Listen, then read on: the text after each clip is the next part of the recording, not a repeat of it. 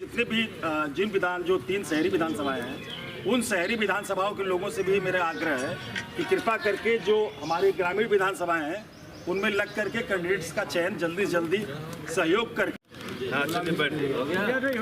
देखिए कुल 14 प्रत्याशी आपने अब तक तय कर दिए हैं, इसके लिए आपको जी संजय जी, आप उत्तर प्रदेश के प्रभारी भी हैं आम आदमी पार्टी के, और पंचायत चुनाव को लेकर क्या इस बार विशेष तैयारी? पहली बार देखिए, पहले चरण में 727 सीटों पर चुनाव हो रहा है और 4 चरणों में चुनाव है, लगभग 3000 सीटों पे।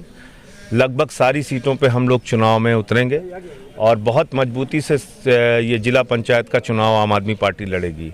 और हम ऐसा मानते हैं कि जिला पंचायत के चुनाव की सफलता विधानसभा चुनाव के लिए नींव रखेगी। जो प्रत्याशी इसमें जीतेंगे उनकी परफॉर्मेंस देखने का हमें 6 महीने मौका मिलेगा, तो इसलिए उनको विधानसभा चुनाव लड़ाने के बारे में भी पार्टी विचार कर सकती है, जो हमारे जिला पंचायत के सदस्य चुन कर आएंगे। ये चुनाव हमने अपने लिए एक बड़ी चुनौती के रूप में लिया है और मुझे लगता है कि पिछले 1 सालों में जो आम आदमी पार्टी ने मेहनत की है उत्तर प्रदेश में, और जिस तरह से हर संघर्ष में हमने बढ़ चढ़ कर हिस्सा लिया, मुकदमे भी हुए हम लोगों के ऊपर, हमारा कार्यालय भी बंद करा दिया गया, आदित्यनाथ सरकार के द्वारा जितनी जाति हो सकती थी वो किया गया, लेकिन बावजूद इसके हमारे कार्यकर्ताओं ने बहुत मजबूती से उत्तर प्रदेश में पार्टी का संगठन खड़ा किया है। अभी केजरीवाल जी की मेरठ में जो किसान महापंचायत हुई वो भी एक विशाल रैली हुई। तो मुझे लगता है कि इस चुनाव में हमको जनता का बड़ा समर्थन मिलेगा। इसमें हम लोग दिल्ली के मॉडल की भी चर्चा करेंगे, उत्तर प्रदेश की बदहाली की भी चर्चा करेंगे। आज शिक्षा की हालत उत्तर प्रदेश में क्या है? आदित्यनाथ जी की सरकार में बकरी और भैंस बांधी जाती है स्कूलों के अंदर। आज उत्तर प्रदेश में मिड डे मील में नमक रोटी खाने के लिए बच्चों को दी जा रही है।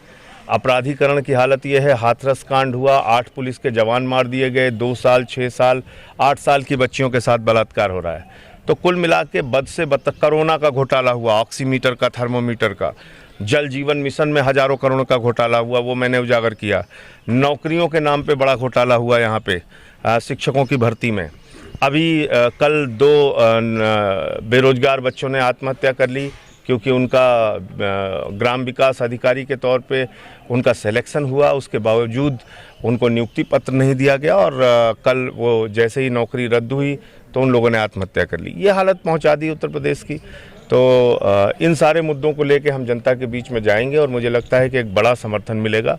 अभी जो हमारे साथ एक बड़ी जाति मोदी सरकार ने की है, उससे ये स्पष्ट हो गया है कि मोदी जी को अगर किसी नेता से डर लग रहा है तो केजरीवाल से, किसी पार्टी से डर लग रहा है तो आम आदमी पार्टी से, किसी मॉडल से डर लग रहा है तो केजरीवाल मॉडल और आम आदमी पार्टी के मॉडल से। जो हमने बिजली फ्री किया, जो हमने चिकित्सा फ्री की, शिक्षा फ्री की, महिलाओं के लिए बस की यात्रा फ्री की, तो आज उस मॉडल की स्वीकार्यता पूरे देश में बढ़ रही है। हम गुजरात तक में 27 सीटें जीत के आए, 5 राज्यों में हम 2022 के अंदर चुनाव लड़ने जा रहे हैं। तो मुझे लगता है कि आज भारतीय जनता पार्टी से कोई पार्टी मजबूती से मुकाबला कर सकती है तो आम आदमी पार्टी है। अभी जो बिल पास किया गया है वो पूरी तरीके से गैर संवैधानिक है। मैंने उसके बारे में पार्लियामेंट में भी कहा कि आर्टिकल 239A का क्लॉज 6 ये साफ तौर पे कहता है कि दिल्ली का चुना हुआ मंत्रिपरिषद दिल्ली की विधानसभा के प्रति जवाबदेह होगा। आपने कह दिया एलजी गवर्नमेंट है, तो क्या एलजी की जवाबदेही होगी विधानसभा के प्रति? क्या एलजी को लोगों ने वोट दिया है? क्या एलजी की जवाबदेही जनता के प्रति होगी? तो इसलिए ये संवैधानिक संशोधन किया है, जो कि संविधान संशोधन बिल के माध्यम से नहीं किया गया। अगर कॉन्स्टिट्यूशनल अमेंडमेंट का बिल लाते तो 2/3 मेजॉरिटी चाहिए, राज्यसभा में 2/3 मेजॉरिटी नहीं थी, इसलिए इन्होंने सामान्य संशोधन से इसको परिवर्तित किया देश के संविधान को। मुझे लगता है कि ये पूरी तरीके से गैर संवैधानिक बिल है और न्यायालय में कहीं ये टिकेगा नहीं। हम लोग सड़क से लेकर संसद तक इसके लिए लड़े हैं और आगे भी लड़ेंगे। मोदी जी की बात आप कर रहे हैं, तो अभी 2014 में अरविंद केजरीवाल जी यहाँ से चुनाव लड़े थे और मतलब का सेकंड पोजीशन पे भी रहे थे, लेकिन 2014 से अगर बात किया जाए तो अभी तक वो नज़ारत आए हैं। भाजपा कहती है कि वो क्या यहाँ से वो करेंगे, उनकी आम आदमी पार्टी क्या चुनाव लड़ेगी? देखिए, ऐसा है कि अब अगर हम मोदी जी के बारे में पूछने लगे कि कहाँ कहाँ वो गए, कहाँ, अरविंद केजरीवाल एक मुख्यमंत्री के तौर पे, पार्टी के अध्यक्ष के तौर पे दिन रात मेहनत करने वाले नेता हैं। वो घर पे आराम से बैठने वाले नहीं हैं। पार्टी के लोग काम कर रहे हैं, कार्यकर्ता काम कर रहे हैं, हम लोग मेहनत कर रहे हैं। योगी जी से कौन लड़ रहा है? 14 मुकदमे लिखवा चुका हूं मैं अब तक। देशद्रोह तक लगा दिया योगी जी ने। तो ठीक है, हम अपना काम कर रहे हैं। दिल्ली दंगे में जो आजाद कराने के लिए जब उनकी अवस्था 20 बांग्लादेश की देखिए, मोदी जी महान है, मोदी जी कुछ भी कह सकते हैं, वो हर जगह व्याप्त रहते हैं, वो ईश्वर हैं, कहीं भी वो व्याप्त हो सकते हैं। तो बांग्लादेश की आज़ादी के लिए कौन समर्थन में खड़ा था? भारत की सरकार। लड़ किससे रहे थे? पाकिस्तान से। तो बांग्लादेश की आज़ादी के लिए युद्ध पाकिस्तान से हो रहा था, भारत की सरकार उसके समर्थन में थी, तो गिरफ्तार किसने किया? पाकिस्तान ने किया या भारत ने किया? भाई, भारत तो समर्थन में था, तो पाकिस्तान ने गिरफ्तार किया क्या मोदी जी को? तो ये बताना चाहिए उनको।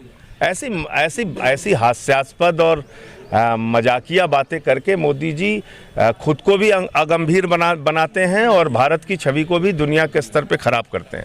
एक रिकॉर्ड कल कोरोना के मरीज 1500 से ज़्यादा मिले हैं। देखिए, निश्चित रूप से कोरोना फिर से बढ़ रहा है, लेकिन इसके कौन से स्ट्रेन आ रहे हैं, वैक्सीनेशन भी हो रहा है, तो क्या उसका कितना असर हो रहा है, ये एक ऐसी बीमारी बन गई है जिसके बारे में कुछ स्पष्ट तौर पे सामने नहीं आ रहा है कि इसका सही दिशा में इलाज क्या है।